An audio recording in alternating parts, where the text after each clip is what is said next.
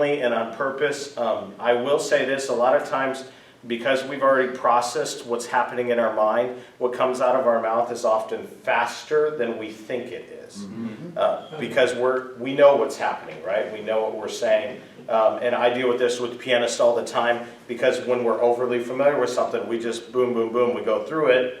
But then you go back and listen, you're like, whoa, that was way faster than I thought it was, when you become the hearer. So be careful when you're talking that you don't just rattle on super fast and people have no idea what's going on.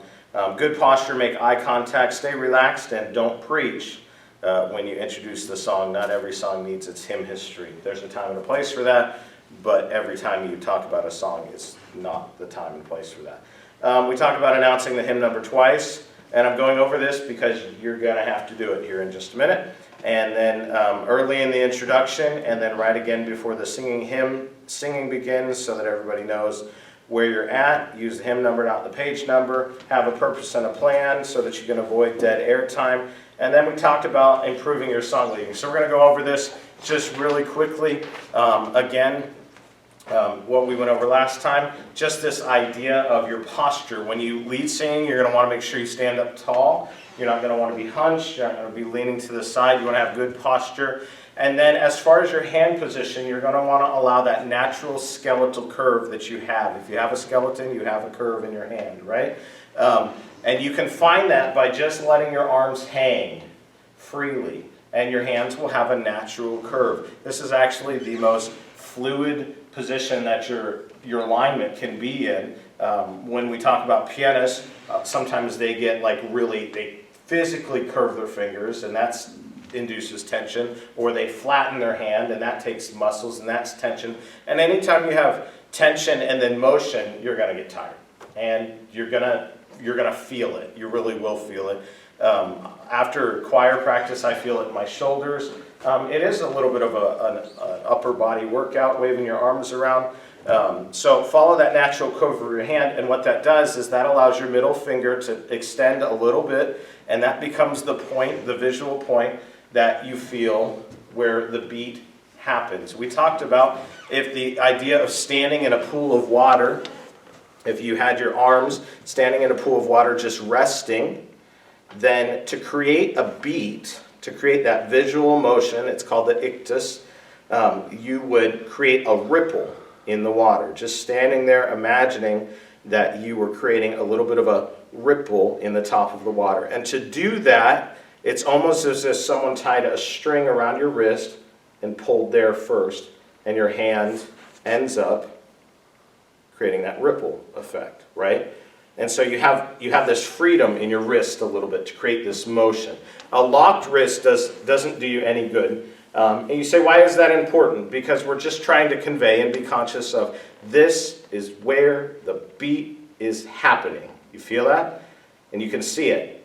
Instead of this, right? I don't see a visual, it's more elastic, right? I can't see a definite change in direction. I want to feel that boom, boom, boom. So we talked about creating that beat, or the ictus, the precise movement conveyed with the tip of the middle finger, rippling the water. We talked about the attack, how in music you have either a downbeat or an upbeat. A downbeat is the first beat of a measure. Remember, a measure is defined in music by the bar lines, the lines that separate the music into boxes. And sometimes you will have an incomplete measure at the beginning of the song. We call that a pickup measure or an upbeat. By the way, if you're counting measures, however many measures are in a song, incomplete measures at the beginning don't count. So measure number 1 is always the first full-size measure along the way. So if you're going to say, hey, let's start in measure 2 to your instrumentalist, that's what you're looking at. The first and the second complete measures.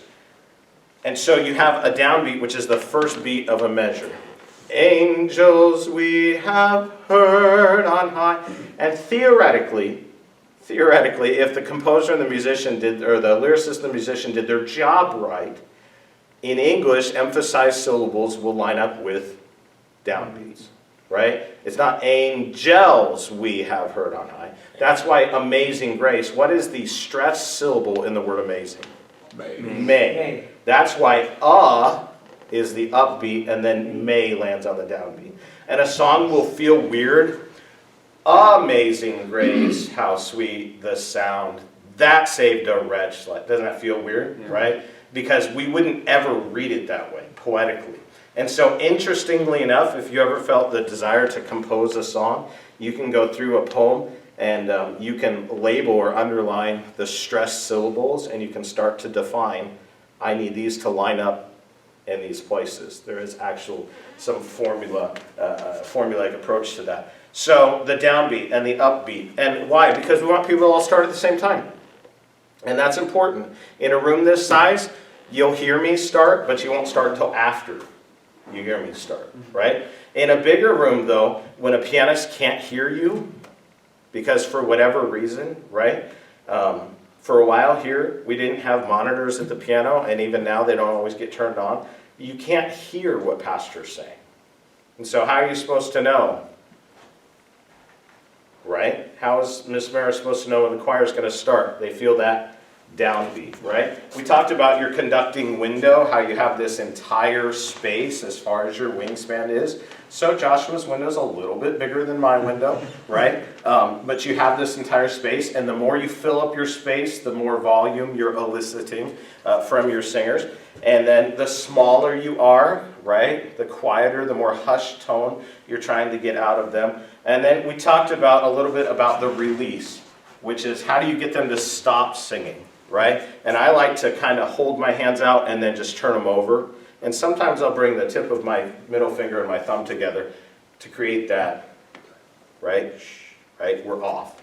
Turn it off, right? Not the choke them, right? We're not trying to choke the sound, because we're trying to visually communicate the ideas that we're trying, or the sound quality you're trying to get out of the people, right? No hand pistols, right? We don't need any of this. We don't need any splashing of the water, right? We don't need any rigid, right? Like we're doing a British military salute, however it happens in other countries.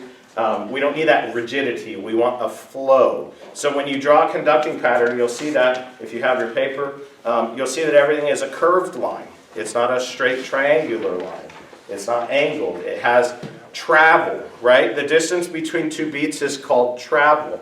But then there's also preparatory motion, and then there's rebound to that travel. So everything you do is going to have this feel of a bouncy, almost like a bouncy ball or an inflatable rubber ball. No, it's Windows. Right? Okay, right? It's just the screensaver, right? You're going to have that, and it bounces off. We're dating ourselves with screensavers. I don't even think that's a thing anymore. You have that travel, and then you have that rebound. So when you get to a beat, you're going to have the beat, and then you're going to have a travel after that, and then you might have a change of direction, right? You're not going to stop. It's not a connect the dots to make a star or something any pointy like that. Sometimes I think in adjectives, right? Flowy, gentle, and you get your hands to create that feeling, right? Not disjointed, not rigid, right? Those are things that I try and avoid. So stand up with me, and we're going to go through these patterns, and we're just going to work on the downbeat for just a second to get you back into it, and to give Brother Wilder a little crash course in what we talked about last week. There are many different ways to do this. This is the way that I have found to be effective for me and for helping others, and this is how I was taught to do it. So that's how you get to be taught to do it, right? Because you got to have a way, and you got to work your plan. So we're just going to start with our downbeats, and I just want you to go, we're just going to go, just keep downbeating. So what I want you to do is get ready, right? Don't start down here, kind of start kind of in the middle, right? And we're going to go up, and then we're going to come down, right? And once we hit down, you're going to make your little ripple, right? Now be careful, Colby, watch out that your fingers don't get like all spread apart, and that your wrist doesn't get so floppy that it's like a dead fish, right? You don't want that. You still want to have control of it, right? So you don't want to have this, because that's going to create a splash, right? And we don't want to splash, we want to ripple, right? So here we go, downbeats, we're going to go up, and here we go, down, down, down, down. This is a one beat pattern. 1, 2, 3, 4. 1, 2, 3, 4. And so when should you be up? Halfway to down, right? If you're going 60 beats per measure, then 1, 1,000, 2, 1,000. You need to apex at the halfway point of that. Does that make sense? Right? Because we're creating time. We're traveling, right? 1,000, 2, 1,000, 3, 1,000, 4, 1,000. If we were to go faster, let's go faster. 1, 2, 3, 4. 1, 2, 3, 4. It's hard to go faster in a big pattern. 1, 2, 3, 4. If I wanted to be loud, right? Okay. So let's get ready. We're all going to start together, and we're just going to prep. Your prep is up, and then you're going to drop down and then rebound. Here we go. That's it. Let's do it again. Up, down, and then we'll rebound. Okay. And let's do it again. Up, down. Good. Now, which way do you rebound? Where's beat 2? So that would be a 1 beat. So where's my beat at? Right here. Right? Boom, boom, boom, boom. And how do I convey that? Feel the wrist, right? It's like someone had a string tied around my wrist, and they're pulling me up so that my middle finger ripples that water. Boom, boom, boom. Okay, so a 2-beat pattern, which is if we had 2 beats, you're going to make a backwards J.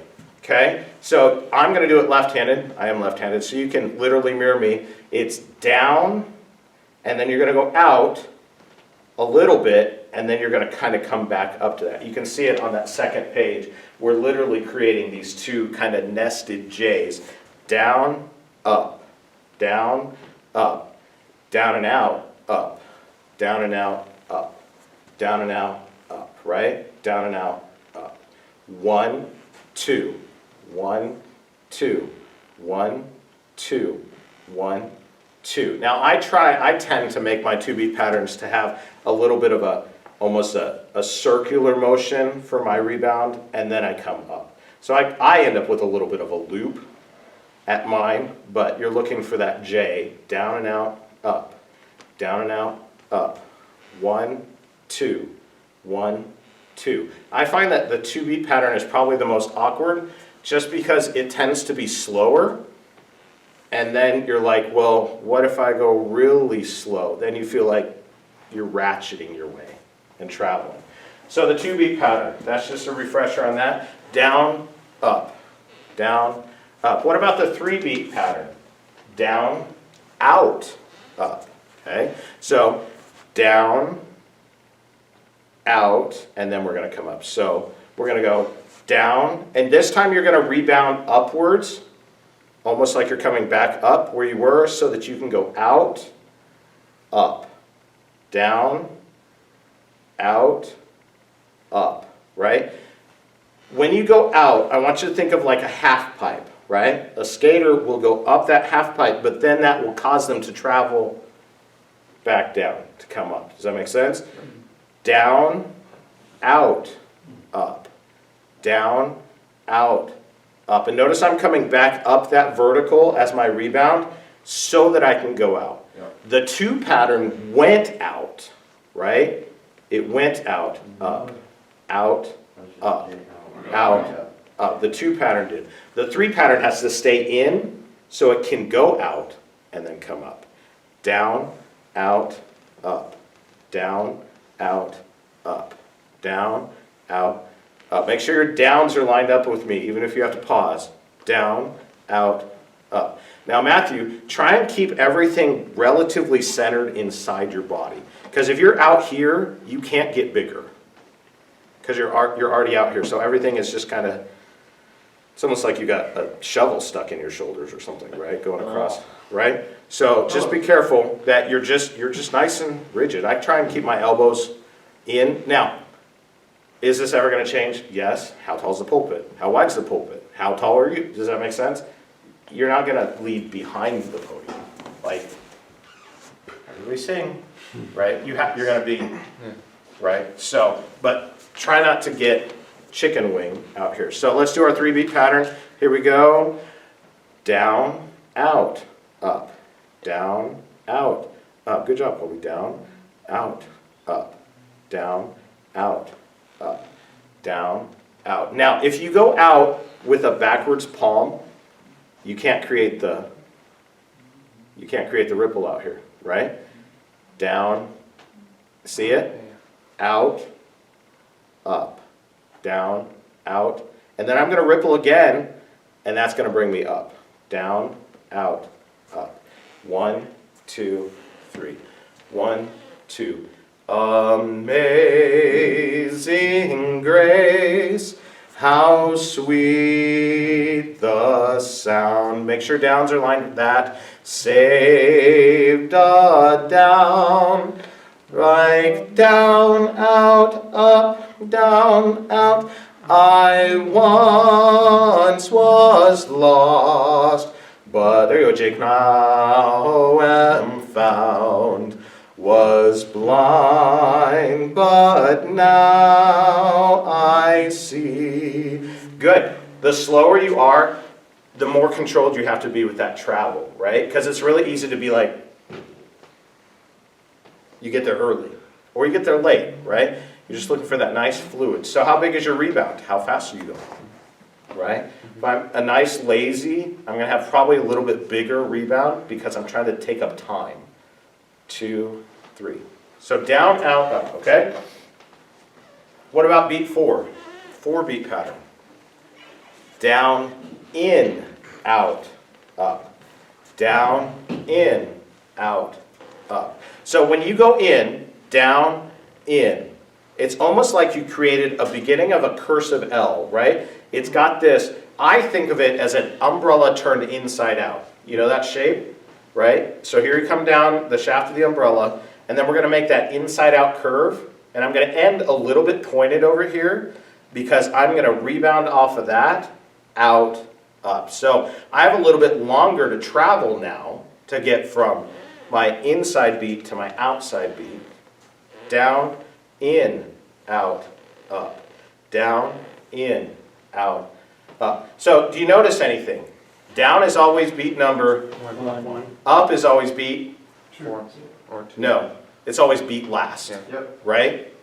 If it's 3, It's your prep beat. it's right, because you got to go up to come down, right? So up is always your last beat. If you've got a 2-beat pattern, it's 2. If you've got a 3-beat pattern, it's 3. If you got a 4-beat pattern, it's 4. If you had a 7-beat pattern or a 6-beat pattern, whatever. 1, 2, 3, 4, 5, 6. 1, 2, 3, 4, 5, 6. Why?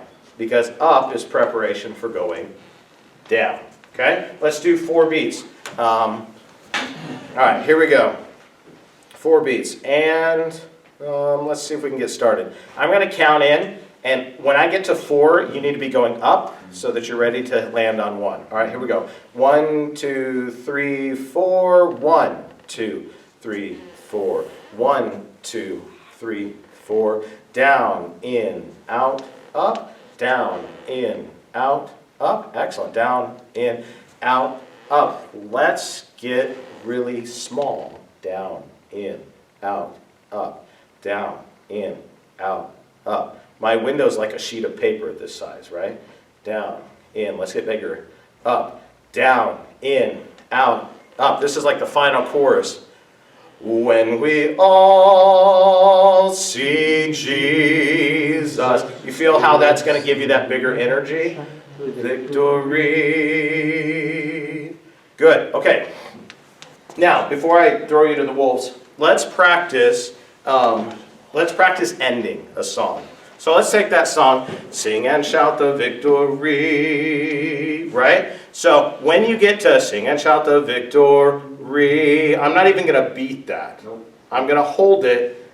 Mentally, I'm going to beat that. 3, 2, 3, off. Okay? So get ready and give us the kind of slight palms up, right? The, hey, keep singing this. I haven't turned you over, right? We talked about the gentle flip of the pancake. Right? Not the turn off the ignition movement, but just a nice little, everything in this is gentle. Everything in this is on purpose, all right? So I'm going to sing re for 3, and at 4 we're going to turn it off. Here we go. Re, 2, 3, 4. Okay?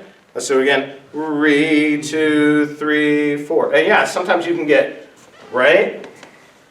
So remember singing Blessed Assurance, and sometimes the song leader goes crazy. This is my story. Right? What are they doing? Hold these notes. And sometimes they'll go, what are they saying? Come on. Give me some more, right? It's visual communication. That's all song leading is it's visual communicating of what you're trying to get out of them. But if I was like, this is mine, and somebody's out there yelling, they're not watching, right? Because you understand that this is not this is this, right? And sometimes I'll even use the other hand to kind of give that vision. So we've got sing and shout the victory. Let's do it again. I'm going to lead into it, and you can join with me. 1, 2, 3, 4. Sing and shout the victory. 2, 3, off. Good. Now, let's talk transition for just a second. How do you get to the next verse? It depends on your church. And it depends on your pianist. And honestly, it depends on the song. I like to slow down to the last word. Sing and shout the victory, 2, 3, 4. And then come in. I like to breathe. If I didn't do that, sing and shout the victory, 2, 3, 4. Sing the... I can't even swallow at that point. So I'm a slower down of the last whatever, and I'll hold that out. Re, 2, 3, off. And I know I'm not still in time. I've stopped time. Boom. And then that's why you got to be really clear, because when are we going to start? I stopped it. When are we going to start? Down. Boom. But you'll be in some churches where it'll go, sing and shout the victory. Let us just like roll right into it. Like no stop in the factory line. It just goes right into it, which is okay. It just totally depends. So I've been in churches that do it both ways. The church I was at in Tennessee, we were hold it out, right? So you really got to watch, and then we all start together, right? I like that. That's my personal preference. As a pianist, I try and play that way. As a singer, I just like to swallow, because you create a lot of saliva, right? You got to do something with it. So I try and be considerate of people and hold that out a little bit. Okay, so I'm going to play. And you have to feel, based on my introduction, do you get to start with beat 1? Depends on the song. Yes, it depends on the song, but you're always going to have a preparatory motion. Yeah. So you can't wait until beat 1 to start. So you're going to have to be listening through the introduction. What is When We All Get to Heaven? 3-4. No, 4-4. It is 4-4. Let's find the page number. 78. Hymn number. Hymn number, excuse me. Thank you, Brother Wilder. I appreciate that. Hymn number 78. Hymn number 78. When We All Get to Heaven. All right. Now, typically, when you're leading singing, just let the pianist start their introduction. Don't tell them when to. Brother, here's a hymnal for you. If you don't have a hymn book, there's some up here. All right, so I'm going to play the introduction, and then you're going to come in. All right? And if the pianist does their job right, you should know inherently when to come in. All right? But that's not just you coming in as a singer. That's like you're using that to prep, and then boom. All right? So this would be the introduction.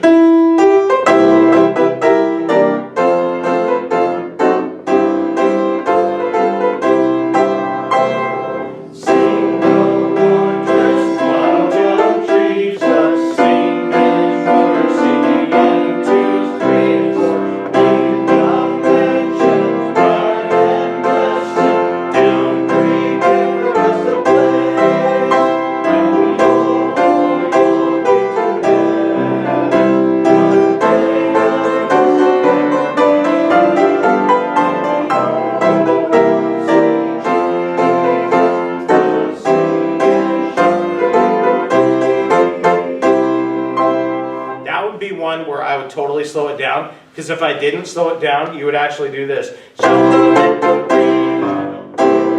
Right? Those altos, well, everybody but the sopranos could barely finish singing re, and then they got to breathe. And by the way, when you take a breath when you're song leading, it's important that you stand up nice and tall, because you will get winded, because most of us breathe shallowly from our stomach instead of from our diaphragm. If you want to experience what it means to breathe from your diaphragm, lay on the ground and breathe that way. You'll feel it, and to breathe from your diaphragm. But if you take a breath with your lips pursed like they're around a straw, that's diaphragmatic breathing, right? You'll feel that. And that's the fastest way to breathe it. But if you open your mouth, you're just going to fill your stomach with air, and that's going to make you gasp, right? So you want to take a quick, through a straw, like you're trying to suck up a smoothie really fast, kind of a breath. Just don't make that noise in the microphone at the pulpit, okay? So here we go. Let's do the introduction again. So make sure you're ready. 1, 2, 3, 4. 1, 2, 3, 4. 1, and you gotta sing. Even if you're like, I'm not a good singer, it doesn't matter.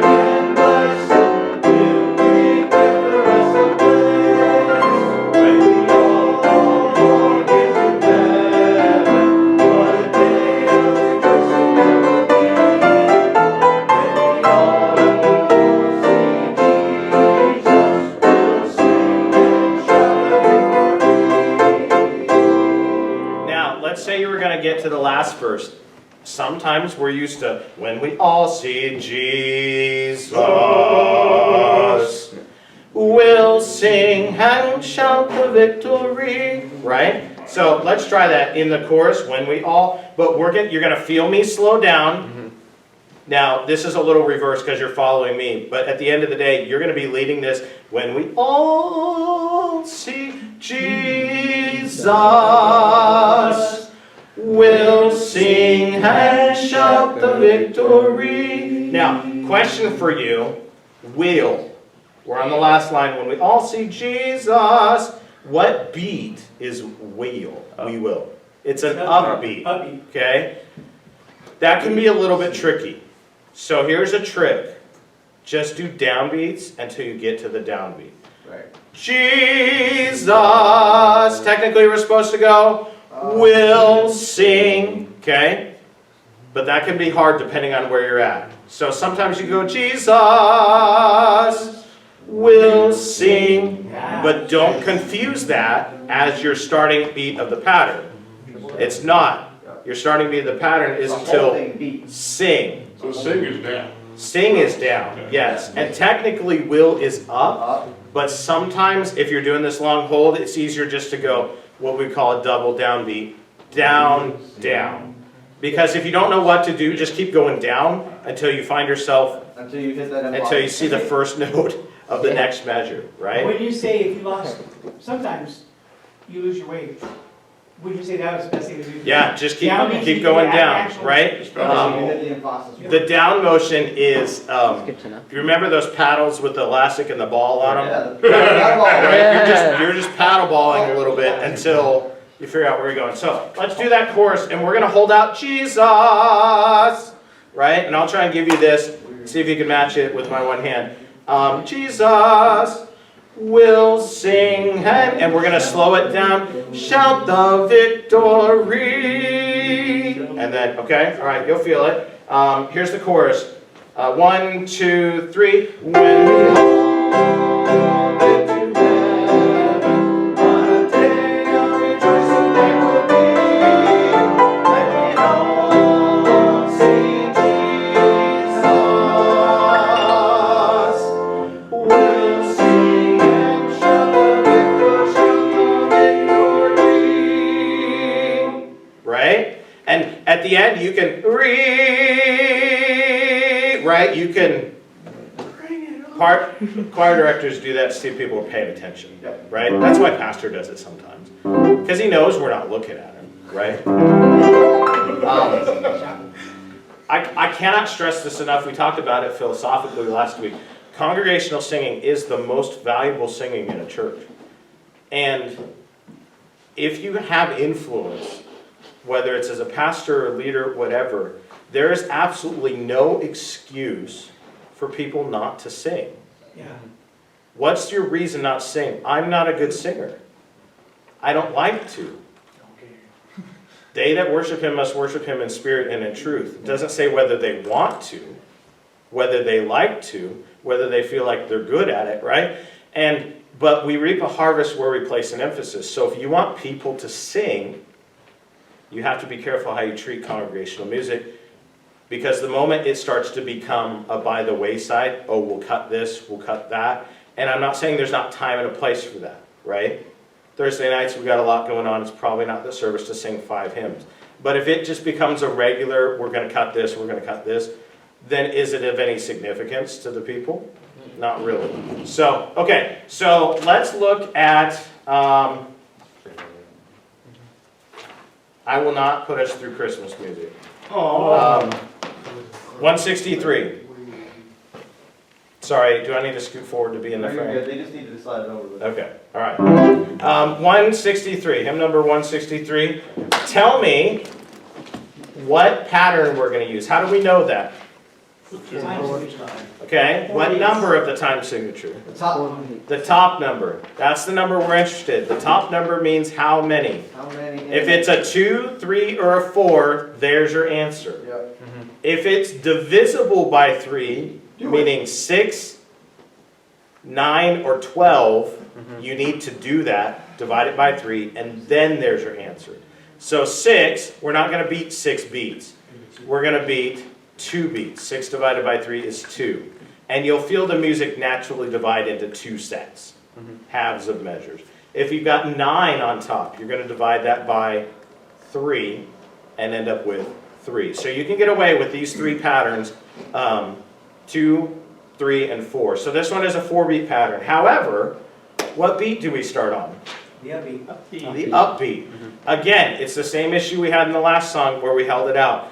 You can, he will save you now, come but I have found that visually, with a congregation who doesn't necessarily understand what an upbeat is, this will always be prepared to them. Right? So I will go 4, 1. Double downbeats. If I've got a preparatory beat, an upbeat, I will literally make it a downbeat, because everybody knows when you drop the hand, that's when we start, right? And you say that's not technically correct. You're not dealing with musicians, Right. Yeah. okay? We understand this. There's technically, according to the textbook, and then there's practical, right? This is a little bit of the practical. So you're going to start on beat 4, and I would encourage you to start with 2 downbeats. Your faux downbeat to get us started, and then your actual downbeat on the word ev. And your pattern is down, in, out, up. Okay, so here's the typical introduction. Typically an introduction, for most pianists, they're trained to do the last line. If your pianist ever asks you, what should I do for an introduction? Don't tell them the last line, tell them the last poetic phrase, because that may or may not actually be 4 measures. So if in 162, if someone was to play the last line, it would end up with, open mine arms of love, Lord, I come. And that actually worked out. It actually ended up being 2 poetic phrases. How do I know where the poetic phrase is? Look for the capital letters. Yeah. And look for the punctuation, right? So I'm going to start on 163. He will save you, he will save you, he will save you now. Okay, here we go. Get ready, because you're going to need that prep so that you can come in with the downbeat. 1, 2, prep. Come every soul rise. Make sure you're singing. Jake, make sure Mrs. Campbell gets where she needs to go. Thank you.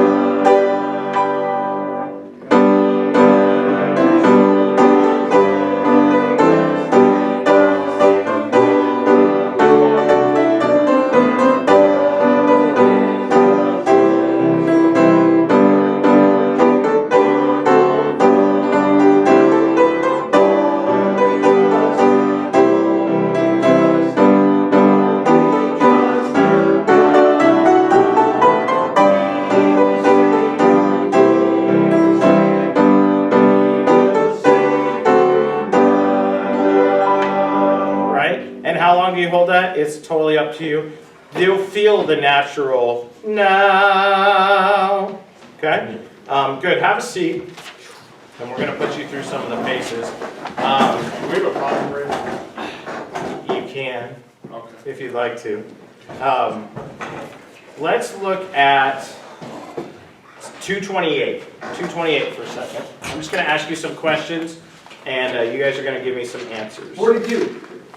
The universal answer for everything does not apply in this case. 228. What do we learn from our top number? 6 beats. 6 beats per measure. However, we don't have a 6-beat pattern, so what are we going to do? Divide by 3. Divide by 3, which gives us a 2-beat pattern. Okay. Now, that poses a little bit of a problem for this song. Pickup, yes or no? Do we have a pickup beat, an Yes. upbeat? Yeah. Yes. However, when you divide a 6-beat pattern in half, what you're really saying is I'm grouping it 3 and 3. Does that make sense? However, our pickup is not worth 3. It's worth one of those 3. So your pickup's actually going to be faster because we don't sing and covers me there with his hand. Ah, wonderful, do we? No. Right? Hand, a wonderful Savior. See how my downbeat, my pickup had to be faster than I'm actually going to beat? Because that's one of the downsides to beating 6/8 in 2. And technically that is correct. We're not shortcutting anything. You cannot beat 6/8 in 6 and maintain the speed necessary. 1, 2, 3, 4, 5, 6. 1, 2, 3. You might be able to do it for a beat, a measure, and then you're just going to be tired of it. Okay, so good. Let's look at 256. What is our pattern? So 3, 4. 3, 4. Okay, so 3-beat pattern, correct? Does the bottom number influence our choice of pattern at all? No, it's just how many measured. No, the bottom number tells us what kind of note is getting our beat, right? In this case, it's a quarter note. And if you're like, well, what is that? Think about fractions. The bottom number of a time signature is representative of a type of note that has that fraction as its name. So 4 is the denominator of a fraction involving 4s, which is a quarter, right? Quarters. So what we're really saying is we're going to beat 3 quarter notes. But you'll find a song that has 3 2s. Well, what are we really saying? 3 half notes, right? So in that case, the half note now is worth the beat, or we call it the beat note. All right, so we got 3, 4, but there is a pickup, and it's just a normal pickup. It's going to happen on beat 3. Excellent. Look at 259. What's your pattern? 3, 4. 3, 4. Is there a pickup? Yes. Yes. Okay. Just because there's multiple words in a measure doesn't mean it's a complete measure. You say, I don't understand the math here. That's okay. Quarter notes do not have stems, or excuse me, do not have flags. Okay? And in our particular hymnal, the more flags you have, the shorter value that is. It's a smaller tick mark on your ruler. A quarter note, inches turned into quarters. 1 flag, you're dealing with 8ths now. You're zoomed in a little bit farther, right? 2 flags, 16ths. 3 flags, 30 seconds. 4 flags, 64. Everything just keeps doubling, right? It's kind of like in computer lingo, RAM just doubles, right? It moves in increments of 16. Things keep doubling, right? So all of that to say that "tis the" is worth 1 entire beat. Okay, keep going. 270. 6, 4. No. 6, 4, 6 quarter notes. Okay? The quarter notes are a little bit irrelevant to us, but I will tell you this, the larger the bottom number in general, the slower the tempo. Okay? Think of it, I'll use this analogy, Legos versus Duplos. Okay? The bigger the number, you're using Duplos. But have you ever gone to Duplos to the kids, like the toddler version, where they're like the size of actual bricks, right? That would be like having a 2 on the bottom. It's the same relationship, just in a much bigger, and when I say bigger musically, I'm talking like slower, longer, right? This note feels longer, thus bigger, to keep the analogy going. So 6/4 is a 2-beat pattern, 1, 2, 3, 4, 5, 6. However, the song will feel slower because you're using larger building blocks to accomplish this. You're using quarter notes instead. 6/8 will feel faster. 6/16 would feel even faster than that. It's like the micro machines where everything just seems to happen really fast. Okay? What about 271? 6/8. Now, this is interesting because I want you to grasp this because I want you to know why this works. If we were to read this in meter, I come to the garden alone. Where are the 2 emphasized syllables? I come to the garden alone. Come and go. Dan, Come and gar. I come to the garden alone, right? We don't go, I come to the garden alone, right? So we say the word garden with the stress on the first syllable. And notice, there's 6 notes in that measure, right? The emphasized syllable is on the first note of the first half, 1, 2, 3, and the first note of the second half, 4, 5, 6. 1, 2, 3, 4, 5, 6. I come to the garden alone while the dew is still. You feel that? That's going to feel like that second beat of the pattern. Okay? Now, you're going to get to the middle of this song and you're going to lose your mind. Do you see it? On the middle line, on the third line? 3/8, yeah. Time signature change. What do I do? Just beat downbeats until, right? So here's how we sing this. We don't sing it, Son of God discloses, and he walks with me. We usually sing it like this. Son of God discloses, and he walks with me. Right? That's how most of us grew up singing this song, right? So what do? And if you do it that way, they're going to follow you. Yep. If you don't do anything, somebody's going to go, and somebody's going to go, and then everybody's going to feel ashamed or embarrassed, and then they're not going to sing, okay? So, if you have a time signature change like that, it's okay. How about 308?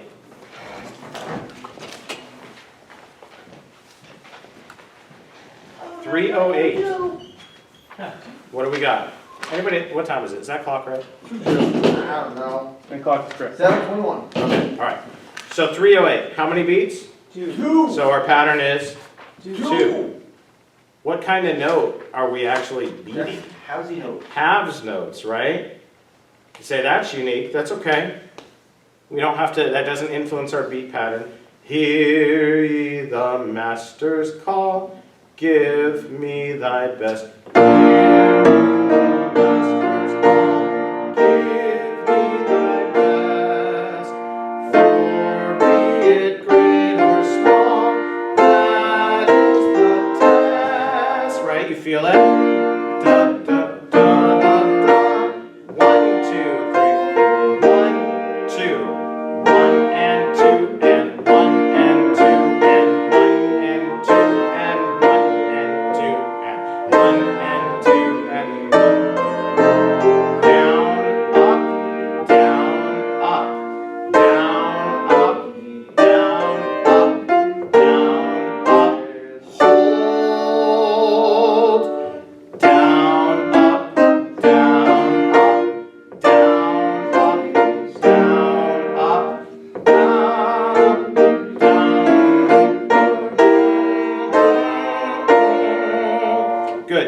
Now, before I turn you loose on this, we're just going to have you guys lead some things.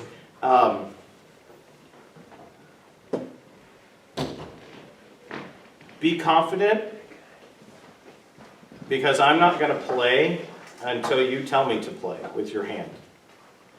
But what will happen in a church service is you'll get up there and you'll listen for the pianist, and you'll try and follow them. And the pianist is listening for you to follow you. So you're doing this dance around, right? Mm-hmm. Who's going to follow who? Mm-hmm. You're the leader, right? Now I tell my pianist, if they have absolutely no idea what they're doing and you can tell they're scared out of their boots, just lead, right? But ideally, we're sitting here waiting for you to bring us in, right? But don't be the one who sits there and is like, and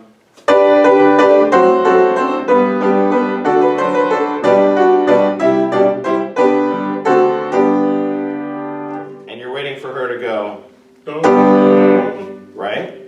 But she's waiting for you to go, right? And this is, she needs this. Why? Because we're about to start. How fast are we going to go? How fast did he go up to come down? Does that make sense? Right. You go, ooh, we're going fast, right? Right? Does that make sense? Yeah. Right? That's what they're looking for. Not like, no stalemates, right? And it is awkward. Why? Because most people who get up there and do this are just willing people. And pastor's like, hey, can you help me out? Why? Because he doesn't have a voice left. Because he's taught Sunday school. He's led singing. He's preached. He's come back and he's tried to lead a choir or whatever. And he's counseled all afternoon. And he's talked and he's talked and he's talked and he's talked. And singing is, it's exhausting, right? Okay, so let's do 333. Everybody stand up. We'll do this together. And then I'll just let you guys go through whatever song you have. You do have a pickup in this one, so on beat 3 you need to start prepping because you have a beat on beat 4, and then you're going to on beat 1. So I'm going to give you the introduction.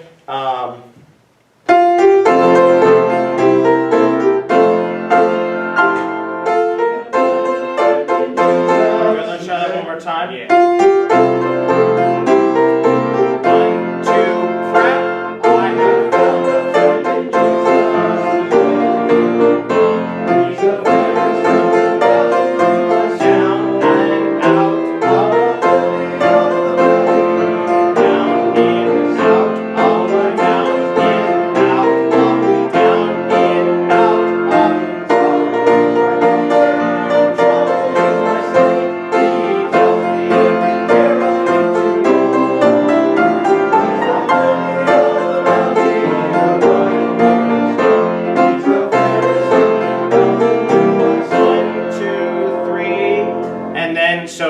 Make a choice. Sometimes we'll go 1, 2, 3, da, da, da, da, da, right? So we'll kind of slow down that 3, a little bit of a elongation, if you will, to give time to breathe, and then you'll come in on 4. So let's try that. Ferry stopped and bowed into my 1, 2, 3. He's the... And then you're right back into full speed.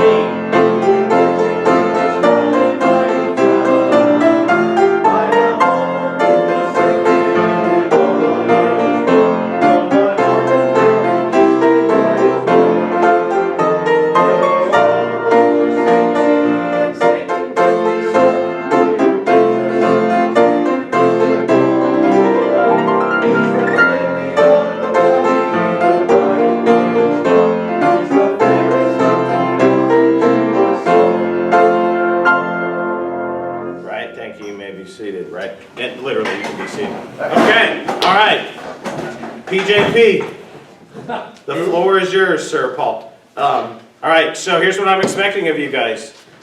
You don't make us stand, right? That's fine. We can sing sitting. Nice and confident. Tell us the hymn number, right? You don't have to. Sometimes you can like look at the musician and then they'll know that you're ready to start the introduction. And then bring us in confidently. And let's do 3 verses of it. You say, my song has 4 verses. Then you better communicate, right? Right. When do you tell them verse 4? Before they need to sing verse 4, right? Have you ever noticed that Jordan will say that ahead of time if he can? Why? Not for the people singing, it's for the people in the back, right? I will try and say it ahead of time, but I'll actually, right? I'll start when I get to the end of it, and I'll look at them, and I'm waving with 4 fingers now, or, right? Why? Because I want them to catch that, right? You'll notice things like that now. All right, for the price, let's hear it. Come on up, the floor is yours. Do it, man, camo. Wait, we're doing videotape? Yes. Yeah, so like, it'll be posted online for all the world to see. Oh yeah, all 7 people who watch our YouTube channel. Hey, all 8. There we go. Good evening. Open up your hymnals with me today, this evening, to hymn number 477, The Solid Rock. 477, The Solid Rock.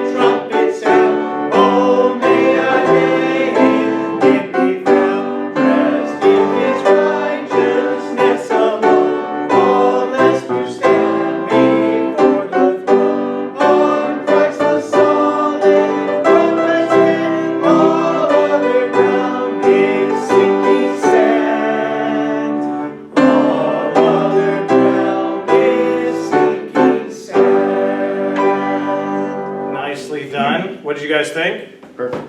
I did a really good job. Yeah. The only thing I would change is, you know this, people aren't looking at you. They would have missed the verse 4. Because you didn't say anything. I didn't say anything, so. You held your fingers up, right? And I do that for the people in the back because they're looking at me to see all the verses. People who've got their nose in a book, right? And you can teach your people, hold your book up, look over your book, right? So I thought that was great. And then the hold, you gave a little bit of an extra, almost preparatory. I don't know if you did it consciously, but I knew something was coming because you reared back a little bit, right? You're like, and so something out of the norm was about to happen, and visually I caught that. I wasn't sure if you were going to do it or not, if you felt comfortable with it. I thought it was really good. All right, have a seat, pick another one because I'm going to make you do it again. Jake. All right. What do we got, sir?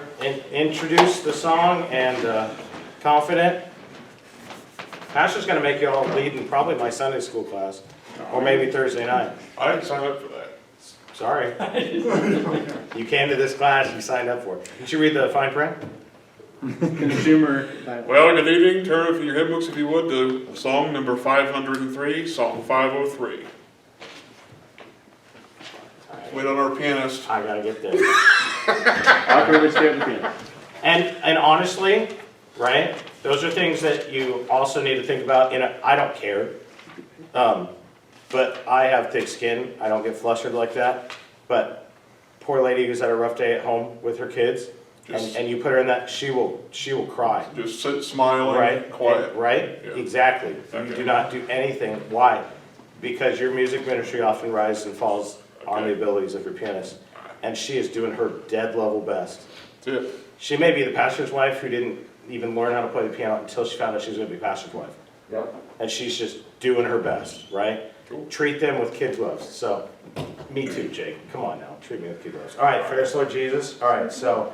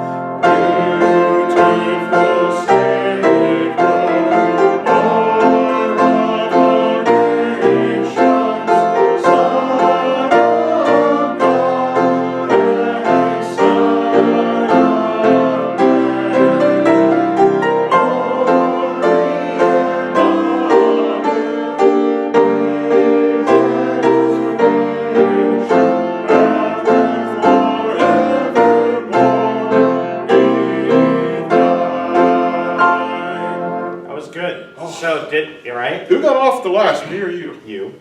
Oh, I played some wrong notes, but I never lost my beat. And okay. that's what I teach my pianists too.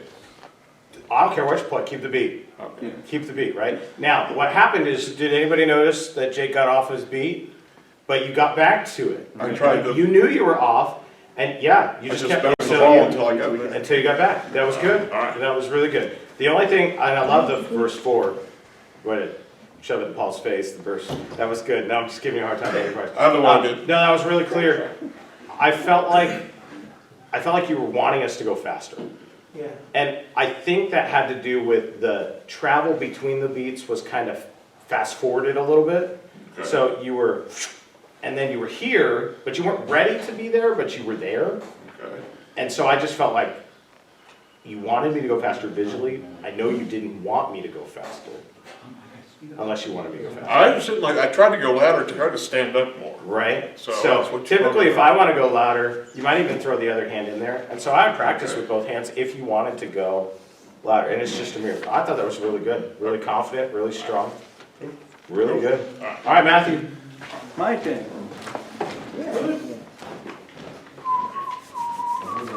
Uh-oh. Did you see him throw those doors open?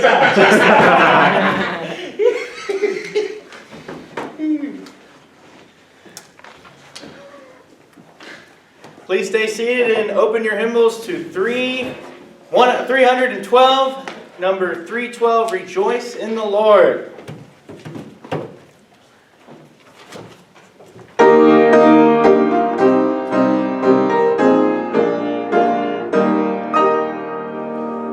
God never moves without purpose or plan. When trying His servant and molding a man, give thanks to the Lord, though your testing seems long.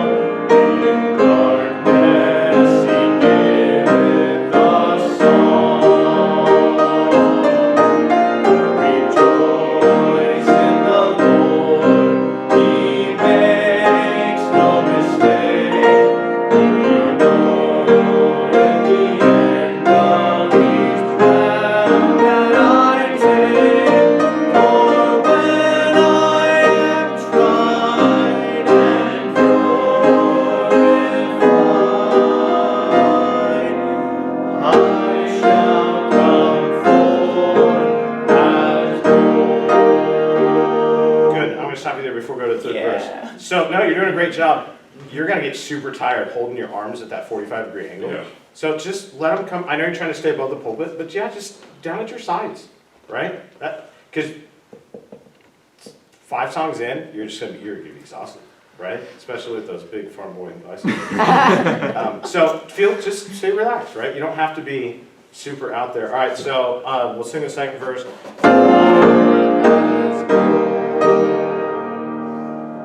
I could not see through the shadows ahead, so I looked at the cross of my Savior instead. I bowed to the will of the Master that day, and peace came and tears fled away. Rejoice in the Lord, He makes no mistake. We know at the end of each path that I take. For when I am tried and purified, I shall come forth as gold. All right. Yeah, no, that was better. Did that feel better? Yeah, It looked better, right? He wasn't so, like your suit jacket was too tight. Okay, all right. Let's just do the chorus one more time. This will get you into the pickup. So I'll give you an introduction for the chorus, all right? So you're going to have that upbeat for O, Re, and then...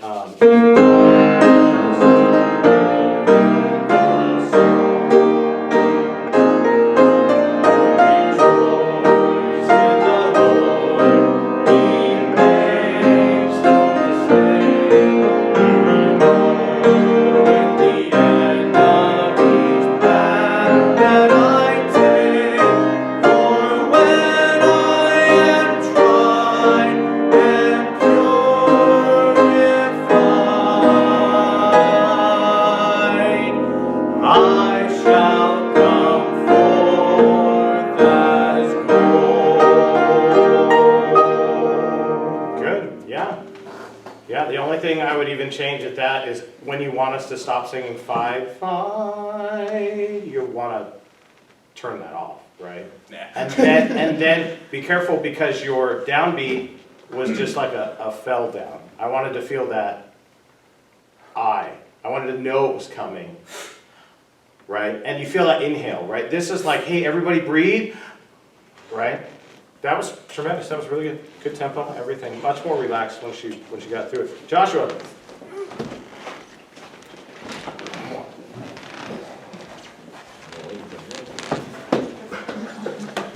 Would you turn to hymn number 1, My Savior's Love? Hymn number 1, My Savior's Love.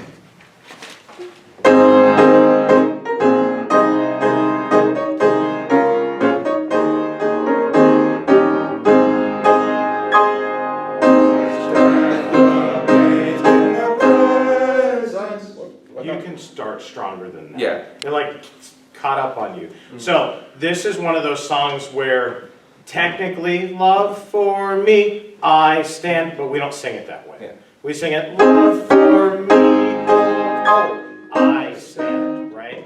We give me a couple extra beats so everybody can breathe and swallow, and then we start. So I'll give you the me, prepare, I stand. Does that make sense? All right, here we go. Here's the same introduction.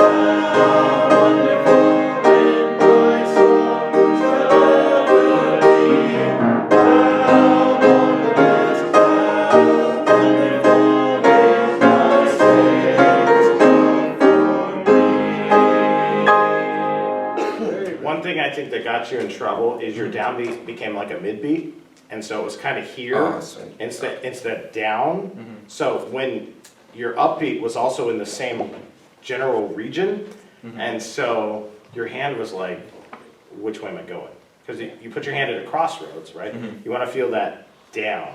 So see if you can lower that downbeat more towards your stomach rather than the middle of your chest. I think that'll feel better. But your pattern was good. Now you lost the downbeat at a I did certain point, lost right? the downbeat. So you can, like Jake said, bounce that basketball on that one beat pattern until you find it. And where are you looking for it at, right? The first word of whatever the next measure is, right? Da, da, da, start my pattern here. That was good. All right, Colby. Your father's watching you. Both of them. Jesus is watching you. Okay, I turn to hymn number 20. I'm standing on the solid rock, number 20.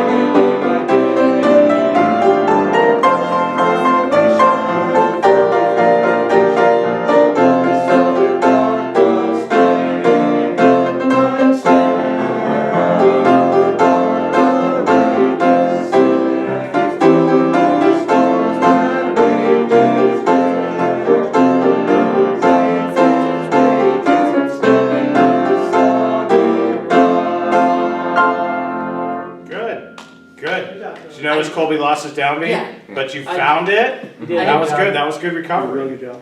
I Um, noticed that a lot though. The only thing is, so when you were holding us out, nobody could see your hand. Yep. Because it was behind the podium.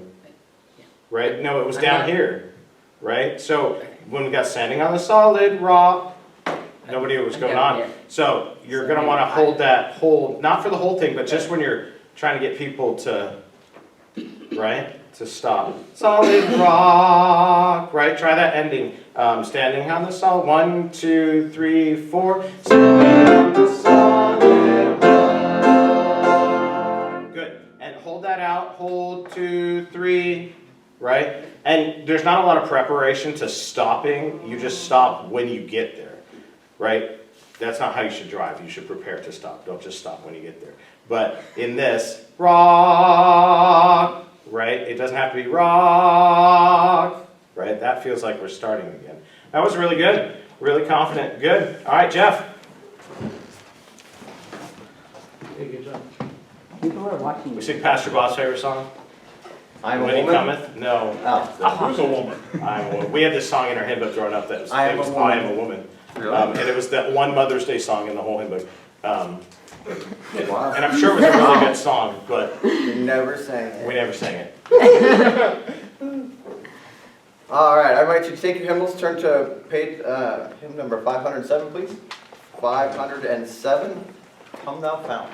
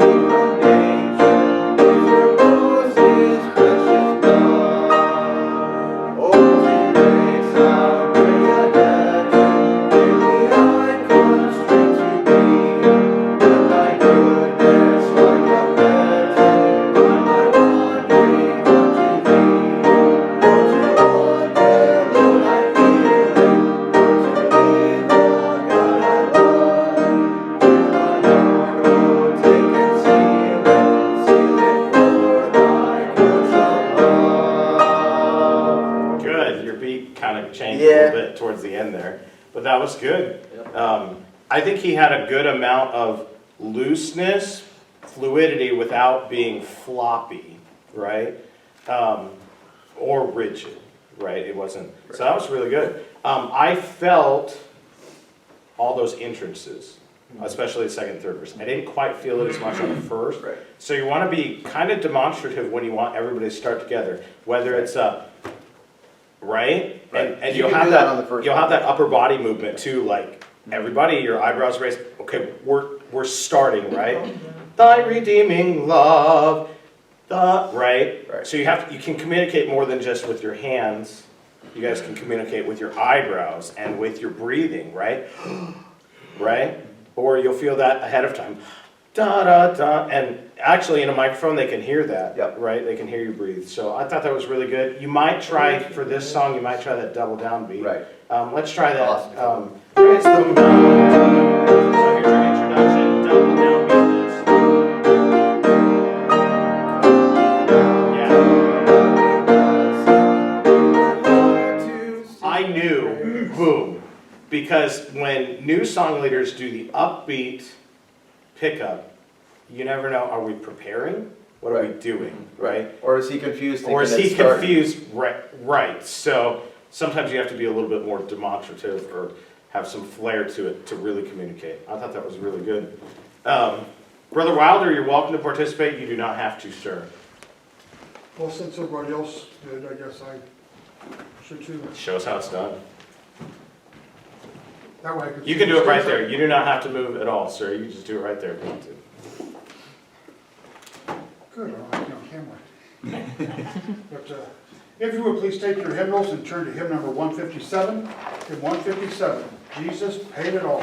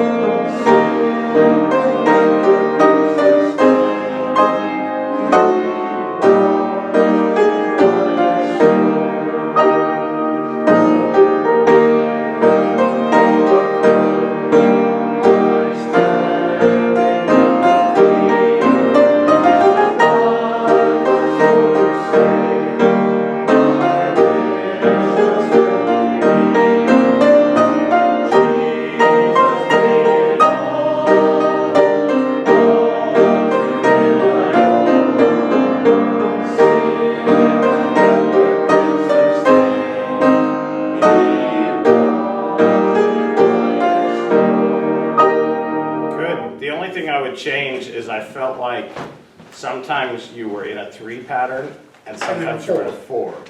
And there's, obviously that's on the last line. So when you're leading singing, you got to watch out for that too. Like there's some songs that are just going to change mid-song, right?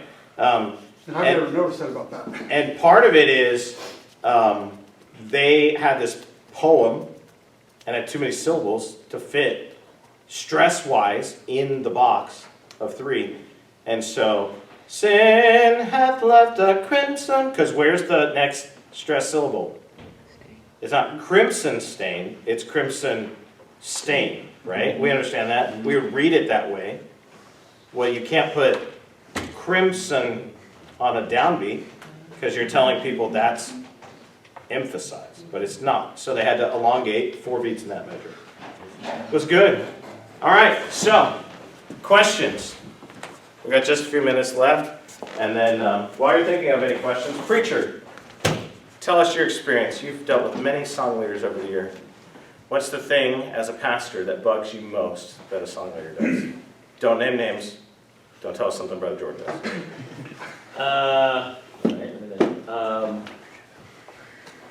One is never making eye contact with the. You have to make eye contact.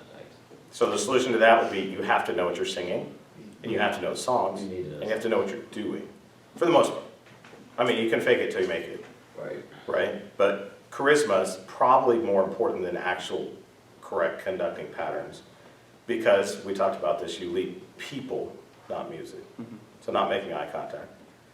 The other day, I didn't look at the congregation one time. We sang I'm Going Higher Is Higher Today. Totally did not know that song. I can read it. I'm a musician, I could read it, but I had to read it. And so anybody who was paying attention knew he doesn't know that song because he hasn't looked at us once. Because I was literally reading the music. So, but I didn't know that was the song until I stood up there and announced the song. So, should I have looked at the order of service? Maybe, probably, but I've got 900 things going on, right? But I should have been more prepared to lead that song. What else? I think it's really important when people go up there and lead us singing. If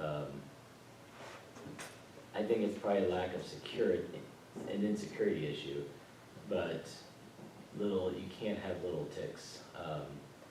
You know, like walk up and be like, or hit the pulpit, or Right. swing it. You just kind of, your head rocking back and forth. All right, take your hymn Yeah. books. You just, it comes across as being a show and not for time to praise the Lord.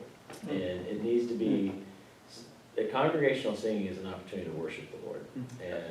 And we can still obviously enjoy it and sing out, but to walk up there and take it lightly maybe is the wrong word, but it needs to be taken as, but not stoic, but, you know, The seriousness. there is a seriousness to it, You're and convicting me. I should figure out how to announce the actual hymn number on Sundays. yeah, right now. Jordan's was so kind. He marked it for me the other day. It was turned backwards. But then he turned the sheet over.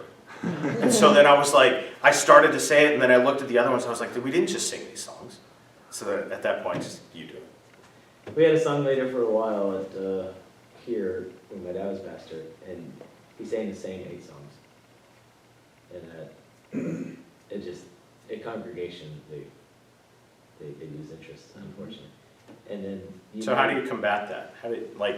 Who picks the songs? Do you pick the songs? Miss Lauren picks the I songs? do not. Miss Lauren picks the songs, but at any time in any week, if I know what I'm preaching and I want a certain song, I will tell her, and she will put it on there. Now, he has a lot of liberty because he has pianists that he could do that.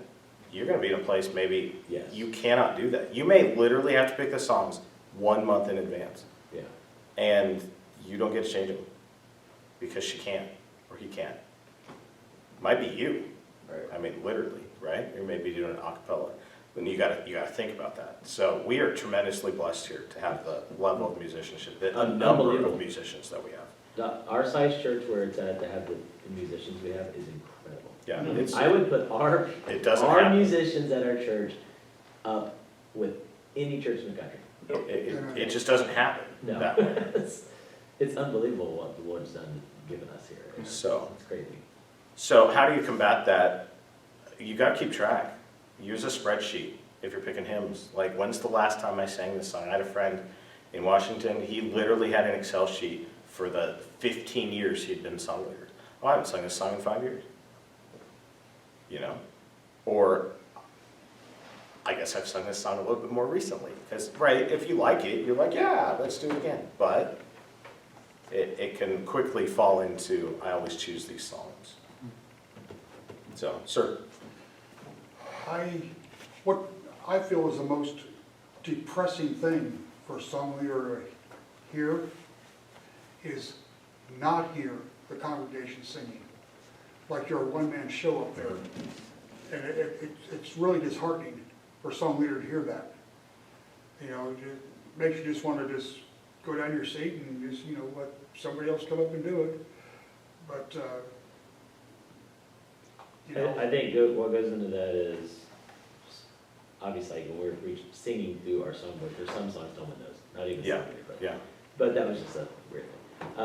I think song choice has a big to do with that, and then the spiritual temperature of the church has a big thing to do with that. We mentioned that last week, you reap a harvest where you place an emphasis. Yes. And honestly, we've been in churches where congregational singing is like the lowest thing on the totem pole, Yeah.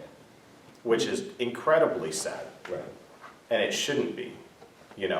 We say this statement, and I just talked to a college student of mine about this, because they were having this debate in college, because we say this statement, preaching is prominent, right? It's the most important thing in the service. But you have to consider who's the audience of the preaching. And what portion of the service is God the audience of? Singing, right? Is preaching important? Yes, by the foolishness of preaching. We're not negating preaching, but we fail to elevate or maintain the position of elevation of congregational singing. And as a song leader, I can only do so much about that, 3 times a week. It has to come from the pastor, and it does in our pastor. We're blessed because of that. But in many churches, the pastor, and he blames the song leader unknowingly. Why isn't the congregation singing? Because you never emphasize it. Pastor could say one thing, and everybody would do it. I could say it 100 times. I'm not him. But if pastor emphasizes it, right? Offerings are another thing. If you're in a church that has specials during offering, nothing grates a musician worse than to have labored, to practice, and then everybody just thinks that's conversation time. But it's part of the worship service. It's their offering in music. Nobody's singing, right? Would we ever talk during the singing special? Why would we talk during the instrumental special, right? But how do you train that? Is it has to come from the top. It has to be a point of emphasis. Well, there's one song you don't want to play when you're taking up an offering, and that's Jesus Paid It All. Jesus paid it all. That's right. We want to make sure that, and he did pay it all, but we need some funds to, and there's appropriateness to this. There's appropriateness to certain songs and certain services. Anything else, preacher, that's been your experience over the years that? I think, in conjunction with what you just said too, I'll be done with it, but a song leader has, and I don't mean this in the wrong way, I think you understand what I mean, but he has to demand the congregation to sing. You're a leader. And so if you get up and you're like, turn your song, turn to hymn number, and you're looking down and you're not, you need to demand, you're calling them to worship. And there should be a confidence in you, and because they respond to that. And I'm not being, if we Thursday night, if Joshua led the first song, the volume level would be, and then if Jordan led the next song, it'd be here. And I don't mean this in any way prideful, but if I led the next song, it'd be a little bit higher. They because I'm the pastor, and it's demanding, and it is, they respond to that, and so be confident when you want, not cocky, but be confident, and you're calling them to worship, and you know, let's all stand, let's sing out, let's, you know, and the more you lead them, the more they'll follow, and so I would just encourage. That's why it's important, if you have any say over the sound system, don't let them turn you down in the congregation. Nope. We were in a church and he would turn it down, oh, it messes up the recording. I don't care about the recording after the fact. I care about, they can't hear me, they're not gonna sing. Joe and Susan are not gonna sing and project when they're scared about the sound of their voice if all they can hear is themselves, right? So you wanna make sure that that sound system is hot. You know, you don't want to blow people's. Now, I think Brother Habel's losing his hearing a little bit because it seems to be getting hotter and hotter every service. And that's not a bad thing, honestly, because you want to feel like you're there, not just like, I have to sing quietly because I can't hear where Brother Jordan's at. You know? The rumble of an organ and a piano drowns everyone else out. But there's a big difference, even when we sing, when Joshua's not there playing the organ. There's a big difference. Oh, yeah. Right? That organ adds so much, it's like a warm blanket, right? It's a well-packaged box. And everybody feels secure in singing amidst this big sound, as opposed to this tentative, you know. Even the cello makes it. Yeah? Oh, yeah. It makes a big difference. So, any questions, you guys, Brother Paul? Two things real quick. One is a statement, one is a question. As a song leader, I would recommend, or I would suggest, keep the song number in front of people because you have people come in later. Because not everybody has screens, not everybody, when they come in, some people sit in the back, so they may not have someone in front of them or next to them that has the hymnal open. So, if you see people coming in, or be mindful of where your audience is. Say, okay, we're on the third verse, 503, or, hymn number 503. That way, it reemphasizes where you're at. And you can communicate that pause with, we're not doing anything yet. We're on 503 verse 3, sing it with me. And then you bring everybody in. And then my question is it ever, would you consider it appropriate as you're leading a song to say, all right, we're going to speed this up, or hey, sing out now? How would you encourage, I guess, where's the line of being appropriate and then not being a show, but, of... Well, I mean, you don't want to fall into gimmicky, but I don't know if you know this, Pastor knows this, I know this. You know why he makes the ladies sing a verse and the men? Because nobody's paying attention. He could tell. Nobody's really paying attention. All right, so we're going to shake it up a little because we're humans and we fall into a rut. And so sometimes it's nice to speed it up. You have to know the limitations of your pianist, though. You might not be able to, right? Like I could wave as fast as I want to, and they may just be like they're not even looking at me, you know? And so sometimes they'll be like, let's speed it up for the second. And it still doesn't happen, because they can't, and that's fine. But sometimes you can verbally communicate that. And sometimes you get a little bit more demonstrative, right? So, Well, sorry. I have no problem changing the tempo. And we do that, Blessed Assurance is that prime example. This is, right? We get a little crazy there on that last verse. Story, and we might, let's broaden it, or, be demonstrative, whatever. Jake? What I noticed is like, a good example is like Victory in Jesus, like, into the third, or into the fourth verse, of that chorus, you sing it out. I've done it for a chapel, and then they're all excited, Yeah, sometimes you just need to remind them, and just hearing that somebody else is alive. Because everyone's heard that song a million times, but we get used to it. Sing like you heard it a million times. And singing a cappella does something. It gives you the goosebumps sometimes, right? Because you can hear that harmony. You can hear the harmony. And I'm going to plug it. Don't get rid of the hymn books in your church. Oh, yeah. Because if you want harmony, Yes. they need to look at it. Not everybody hears it, but they can. People tell me all the time, I don't read music, I just follow the notes up and down. You read words, can't you? That's what you're reading. Yeah. It's what you're doing, right? I don't understand the math of it, no, but you know how this song goes, right? Brother Wilder? Question I have is, we've sang 3 verses and pastor says, okay, let's sing that last verse a cappella. And then it slows down. It does. Why does it slow down when it's a cappella?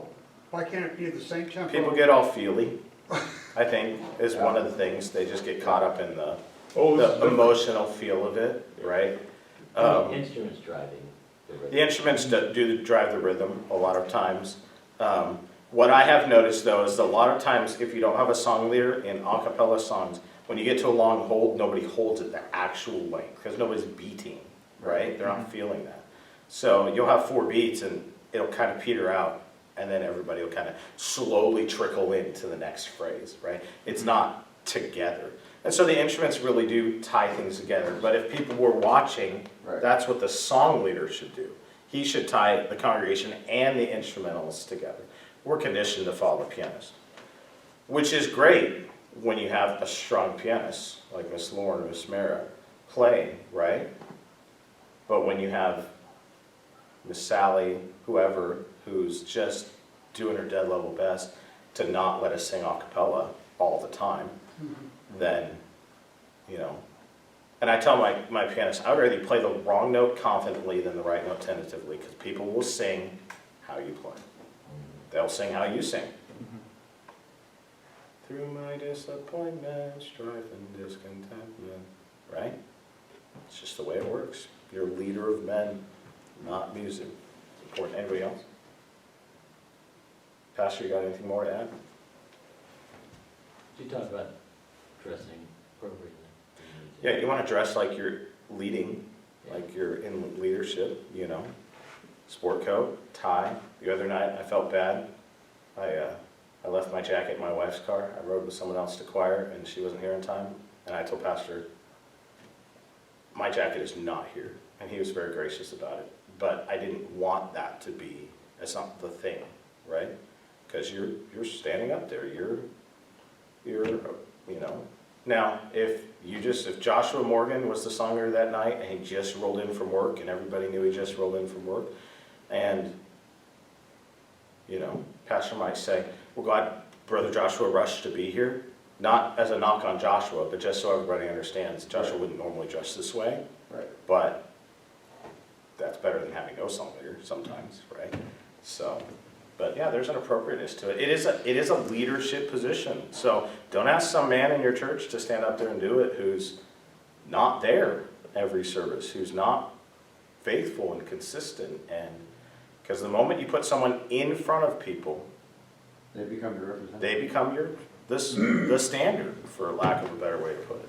So be careful who you put up there. So, all right, well, let's pray, and hopefully that was helpful, and we'll let Pastor kind of divvy out some responsibilities. We're going to get you guys some maybe some nursing home song leading or some Sunday school song leading or Thursday night. And the best way to get confident is to do it. Stand in there in the back, grab your hymn book in one hand and just beat out the other hand, right? Why? Because you got to practice, right? And reckless abandon a little bit. Don't be scared. Be confident. Father, thank you that we can talk about music and the importance it is in our church services. And we pray that our hearts would be stirred to just sing out just with all that we have as we worship Thee in song, and to encourage those around us to do the same. And I pray that this was helpful and that it would be something that could use for the furtherance of the gospel, as far as encouraging people to sing and helping charge them in the services and to bring honor and glory to Thee. And bless now as we depart, and bring us again midweek to worship Thee. We ask these things in Jesus' name. Amen. Thank you all.